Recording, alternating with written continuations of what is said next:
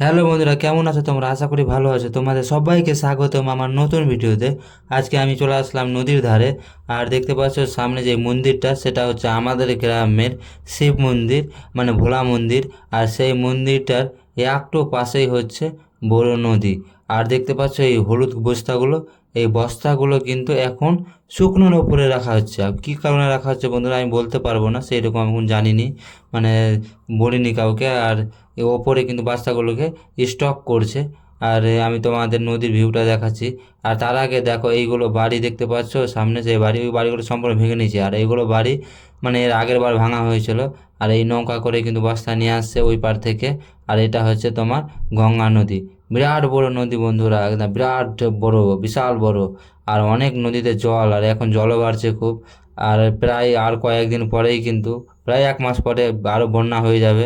তো আরও কিন্তু ভয়ানক লাগবে দেখতে। আর আমি টার্গেট নিয়েছি বন্ধুরা, যদি সামনে দুর্গাপূজা আসতে আসতে তোমরা আমার এই চ্যানেলে 1 লাখ সাবস্ক্রাইব কমপ্লিট করে দাও, তাহলে আমি 100 জন মানুষকে ড্রেস গিফট করব।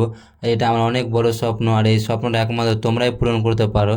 তো তোমরা অবশ্যই সাপোর্ট করো, আর যেন আমি মানুষদের সাহায্য করতে পারি, দান করতে পারি, এইটুকু আমাকে আশীর্বাদ দিও। আর আমার চ্যানেলটা সাবস্ক্রাইব করে পাশে থাকো। আর এইগুলো বাস্তা দেখতে পাচ্ছ, এটাও হচ্ছে আমার সামনে হচ্ছে একটা গ্রাম আমাদের। আর গ্রামের মানে পাশে এইগুলো বস্তা স্টক করা হচ্ছে। আর এই বস্তাগুলো আশা করি যখন বন্যায় বেশি হবে তখন হয়তো নদীতে ফেলা হবে।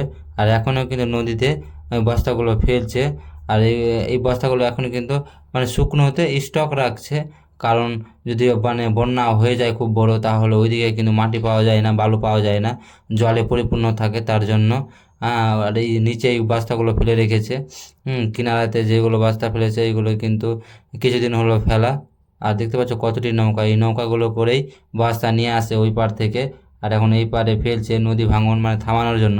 কিন্তু বস্তা ফেলে নদী ভাঙন থামছে না বন্ধুরা, এর আগে অনেক বস্তা ফেলেছিল। কিন্তু কোনো মানে কোনো রকমের নদী ভাঙন থামছে না। আর ভিউটা দেখো আজকে অসাধারণ লাগছে সত্যি বন্ধুরা। নদীর ধারে এসে প্রত্যেক দিন একটু আলাদা আলাদা ভিউ পাই আমরা।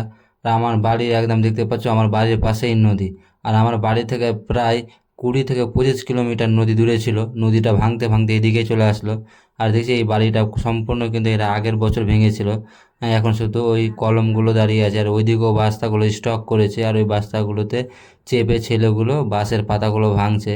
সেই মানে বয়সে আমরাও খুব মানে মজা করতাম, আর ভালো লাগতো। সেই বয়সটাই ছিল বেস্ট বয়স। আমি যেই বাড়িটাতে দাঁড়িয়ে আছি সেই বাড়িটা ছিল পরিমলদার, সে কিন্তু এখন থাকে না।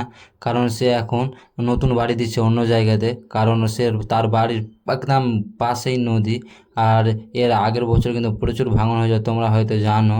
আর আমি কিছুটা ভিডিও তোমাদের দেখেছিলাম, যে যারা যারা দেখোনি তারা কিন্তু আমার আগের ভিডিওগুলো যেয়ে দেখতে পারো। তারপরে কিন্তু আমরা আজকে ক্যাটারিং চলে গেছিলাম। আর ক্যাটারিংয়ে এসে দেখতে পারছো অবস্থা, সব বরযাত্রী এসে একদম চেয়ার টেবিল ভেঙে দিল বন্ধুরা। এটা কিন্তু খুব খারাপ ব্যবহার লাগলো আমার। তো বন্ধুরা, আজকের ভিডিওটা এই পর্যন্ত। এরপরে দেখাবো অন্য ভিডিও। ভিডিওগুলো দেখার জন্য তোমাদের অসংখ্য ধন্যবাদ জানাই।